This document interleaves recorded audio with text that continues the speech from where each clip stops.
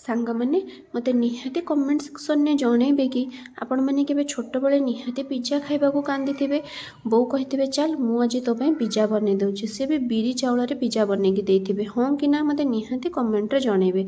मो सहित तो यह छोट बेले बहुत थर होती बो मत बहुत एमती पिज्जा बन के खोई। चलतु मुझे आपण मानी बो आइडिया रे पिज्जाटी नहीं आसी आपण मैंने निहाती यहाँ घरे बन के खाइबे बहुत टेस्टी लगी था।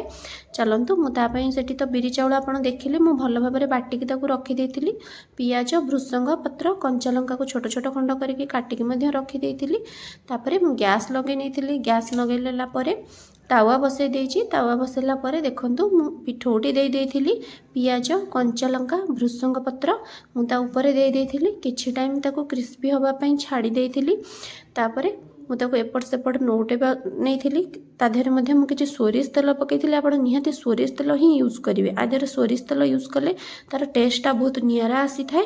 देखो मुझे सोरिष तेल पकई नौ सोरिष तेल पकई नेला मुझे एपट सेपट करके देखो क्रिस्पी बनई नेबी बनई सारापर एत टेस्टी होता विश्वास करेंगे आप निहाती बो स्टाइल आप एमती थे पिज्जा बन के छुआ को दिंतु खायापी छुआ बहुत खुशी होते।